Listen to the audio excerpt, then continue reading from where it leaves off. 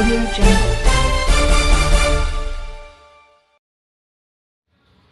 வணக்கம். Hitech news TV செய்திகள்.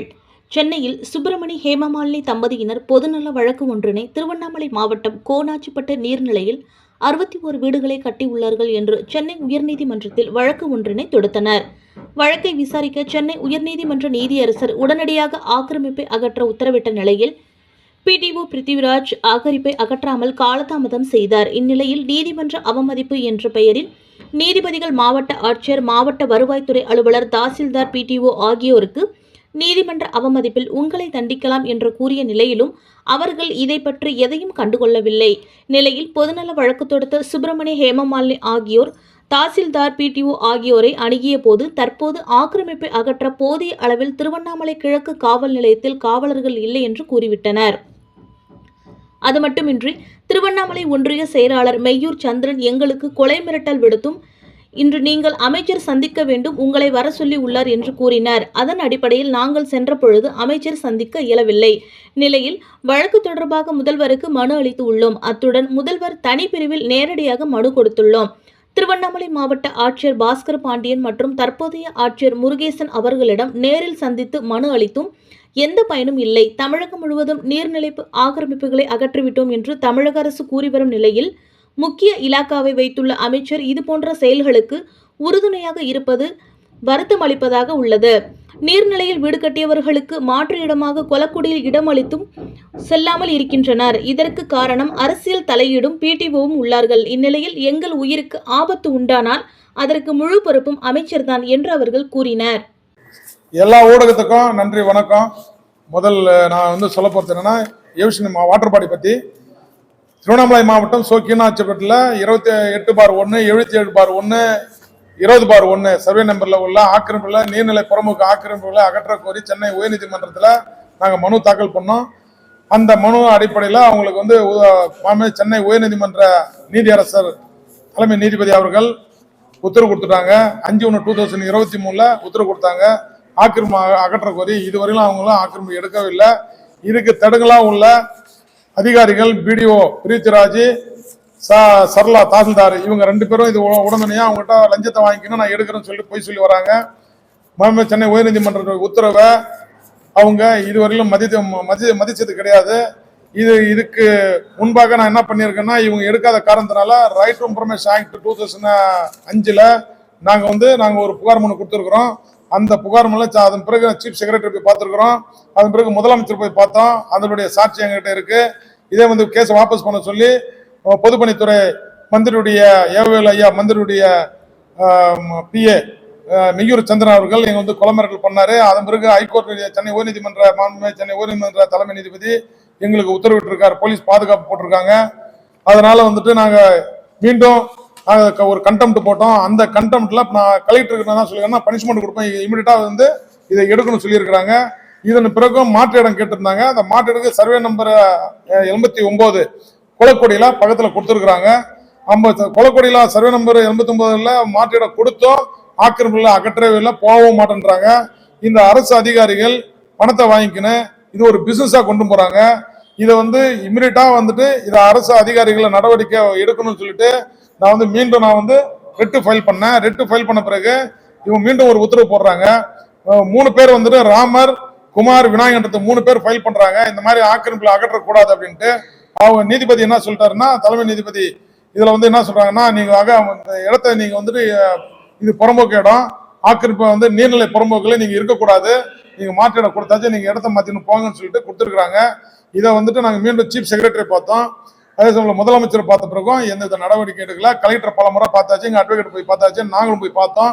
இவங்க எனக்கு ஹியூமன் ரைட் டு இன்ஃபர்மேஷன் ஆக்ட்ல நான் கேட்டதுக்கு கேள்விக்கு பதில் கொடுக்குறாரு பிருத்திவிராஜ் என்பவர். 3 லெட்டர் கொடுத்துருக்காரு. தமிழ்நாடு காவல்துறையில போலீஸ் கம்மியா இருக்குது அப்படின்னு அவர் கேட்டிருந்தாரு. நான் DGக்கு லெட்டர் போட்டிருந்தேன். தமிழ்நாடு காவல்துறையில தமிழ்நாடு போலீஸ் கிடையாதா? இவ்வளவு பெரிய தமிழ்நாடு போலீஸ், ஏர் போலீஸ் இருக்குது, TSP தமிழ்நாடு ஸ்பெஷல் போலீஸ் இருக்குது, சிட்டி போலீஸ் இருக்குது. நான் 200 போலீஸ் 23/8/2023 நான் ஆக்கிரமிப்பு 200 போலீஸ் வர வச்சேன். அப்ப ஏன் எடுக்கல? இதுல குறுக்க என்ன பண்றாங்கன்னா, அரசியல் சூழ்ச்சி, அரசியல் சூழ்ச்சியாக இவங்க வந்து எடுக்கிறேன்னு சொல்லிட்டு இது ஏமாத்திட்டு வருகிறாங்க. கவர்மெண்ட்டையும் ஏமாத்துறாங்க. யாரும் மதிக்கல. முதலமைச்சர் போட்டா அவரும் வந்து கண்டுக்கல. சீஃப் செக்ரட்டரி கொடுத்தா அவரும் கண்டுக்கல. முதலமைச்சர் தனிப்பிரிவுக்கும் கொடுத்தா அவரும் கண்டுக்கல. IAS அதிகாரி வந்து முருகேசு கொடுத்தா அவரும் மதிக்கல. இப்ப புதுசா ஒரு மாவட்ட ஆட்சியர் பாஸ்கர் பாண்டியா வந்திருக்கிறாரு. அவர் நடவடிக்கை எடுக்கணும்னு நான் கோரி கொடுத்துருக்கிறேன். அவரும் எங்களுக்கு லெட்டர் கொடுத்துருக்காரு, நான் ஆக்ஷன் எடுக்கிறேன் அப்படின்னு. ஆனா இது வரைக்கும் இது போலீஸ் இல்லைன்னு சொல்லி இப்போ ஒரு புதுசா ஒரு காரணத்தை சொல்றாங்க. ஏதாவது ஒரு காரணத்தை காட்டுறாங்க.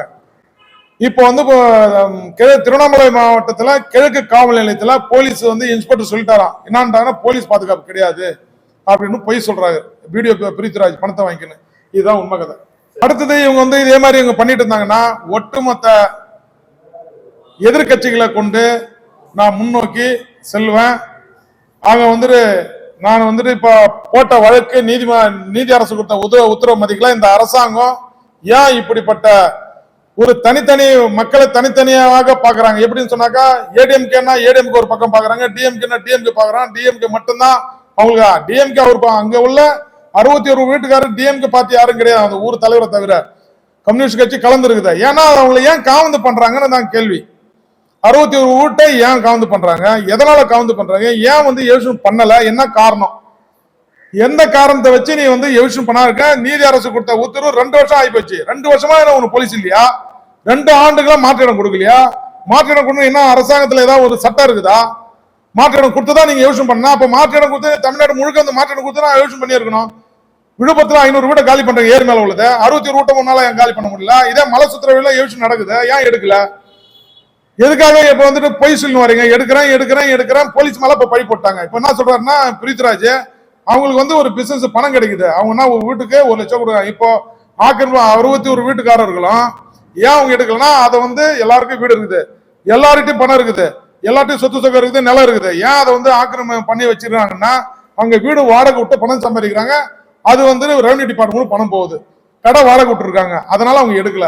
மெயின் ரீசன் இதுதான்.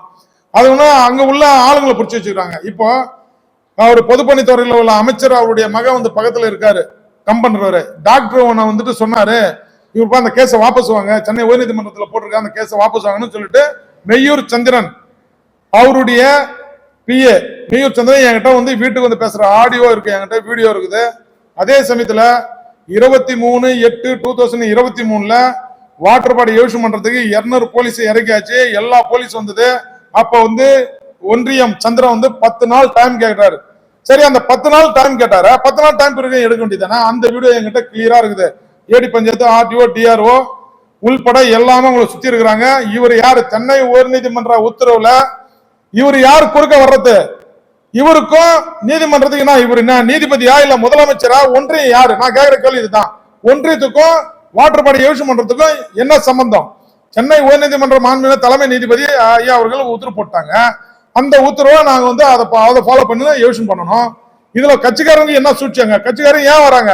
ஒன்றியம் ஏன் வராரு? வீடியோல இருக்கு பாருங்க, கிளியரா பேசுறாரு. நான் மந்திரி கிட்ட பேசிக்கிறேன், நான் கலெக்டர் பேசிக்கிறேன் அப்படின்னு வாட்டர் பாடி நிறுத்தேன்ட்டு டிஎம்கே உள்ள அராஜகத்தினால அரசு அதிகாரிகள் அதை வந்து பயன்படுத்தி போறாங்க. அரசு அதிகாரிகளும் இதை வந்து பயன்படுத்தி இதை உடனடியாக வந்துட்டு நான் எவிஷன் பண்ணணும், நான் எவ்வளவு நான் கெஞ்சிட்டேன். இதை வந்து அரசு அதிகாரிகள் என்ன பண்றாங்கன்னா இதை பயன்படுத்தி பணம் வாங்குறாங்க. அரசு அதிகாரிகள் இதை வந்து கண்டு கொள்ளவில்லை. இதுதான் மெயின் ரீசன். என்னுடைய கோரிக்கை என்னன்னா, இது வந்து வாட்டர் பாடி நாங்க நாங்க வந்து பணம் செலவு பண்ணி அரசாங்க இடத்த நாங்க காந்து பண்றோம். வந்து ரெவன்யூ டிபார்ட்மெண்ட் எங்களுக்கு ஒத்துழைக்கணும். இவங்க ஒத்துழைக்காம அவங்ககிட்ட பணத்தை வாங்கிட்டு நான் வந்துட்டு நாள் கடத்துறேன், எங்களுக்கு மிரட்டுறது, நான் கொலை பண்றது, அதுக்கு போலீஸ் ப்ரொடெக்ஷன் வாங்கிட்டேன். 6/7/2023 போலீஸ் பாதுகாப்பு எங்களுக்கு நிரந்தர போலீஸ் பாதுகாப்பு கொடுத்தாச்சு. என் மனைவிக்கு உயிருக்கு அச்சுறுத்தல் இருக்குது, எனக்கு உயிருக்கு அச்சுறுத்தல் இருக்குது. சப்போஸ் நான் செத்துட்டேன்னாக்கா இதுக்கு எல்லாம் முழு பொறுப்பு டிஎம்கேல உள்ள பொதுப்பணித்துறை அமைச்சர் ஏவேலு மந்திரி அவர் தான். அப்படி இல்லைன்னு சொன்னாக்கா அவர் கம்பா அவர் தான். அதுக்கு அடுத்தது அந்த ஊர் தலைவர் அவர் தான் பொறுப்பு, ஒன்றியம் தான் பொறுப்பு. நாங்க 2 பேரும் செத்துட்டோம்னு சொன்னாக்கா அதிகபட்சம் யாருன்னா அவங்க 2 பொதுப்பணித்துறை அமைச்சர் ஏவேலு தவிர எங்களுக்கு எந்தவித உயிருக்கு எந்தவித அச்சுறுத்தலும் யாரும் பண்ண முடியாது. அவர் தான் எங்களுக்கு முழு பொறுப்புன்றத நான் உங்களை பத்திரிகையாளர் முன்னாடியே நான் சொல்றேன். நாங்க செத்துட்டோம்னா அவங்க தான் பொறுப்பு. இதுதான் விஷயம். எங்களுக்கு வந்து அந்த கொலை மிரட்டுறதுனால போலீஸ் ப்ரொடெக்ஷன் நாங்க ஹைகோர்ட்ல ஜட்ஜ்மெண்ட் கொடுத்தாச்சு. இதுல எந்த வித சந்தேகமும் கிடையாது. என்கிட்ட எல்லா டாக்குமெண்ட் இருக்கு, எல்லா எவிடன்ஸ் இருக்கு, எல்லா ப்ரூஃப் வச்சிருக்கோம். ஏன்னா எவிஷன் பண்ணணும் தான் எங்களுடைய கோரிக்கை. நாங்க வந்து தமிழ்நாடு முழுக்க எடுத்துட்டு இல்ல, சட்டம் உனக்கு ஒரு சட்டம் எனக்கு ஒரு சட்டம் ஏன் போடுற, அதுதான் நான் கேள்வி கேட்கிறேன். இப்போ இப்போ வந்துட்டு என்னன்னாக்கா டிஎம்கே காரங்களா டிஎம்கே பக்கம் பேசுறியா, இல்ல தமிழ்நாடு ஃபுல்லா வந்து ஆக்கிரமிட்ட, அப்ப தமிழ்நாடு ஃபுல்லா ஆக்கிரமிட்டு ஏன் இந்த 60 ரூட் மட்டும் ஏன் வச்சிருக்கீங்க, அதுதான் நான் கேள்வி கேட்கிறேன். 60 ரூட்டை வந்து நீ வந்து எவிஷன் பண்ணல. Chennai to Tiruvannamalai main road சோக்கின்னு ஆச்சுப்பட்டு அதுல வந்து ஏன் எடுக்கல, ஏரி மேல வீடு கட்டிக்கிறாங்க, எல்லாருக்கும் தெரியும். அது வாட்டர் பாடின்னு எல்லாருக்கும் தெரியும். இதே இந்த பிரச்சனை நடக்குதுன்னு மந்திரிக்கும் தெரியும், மந்திரி ஃபுல்லா கம்பனுக்கும் தெரியும். ஏன் வந்துட்டு எடுக்கல, காரணம் என்ன, இதை எடுக்கணும். அதுதான் எங்களுடைய கோரிக்கை. நான் வந்துட்டு இது பண்ணல. நன்றி, வணக்கம்.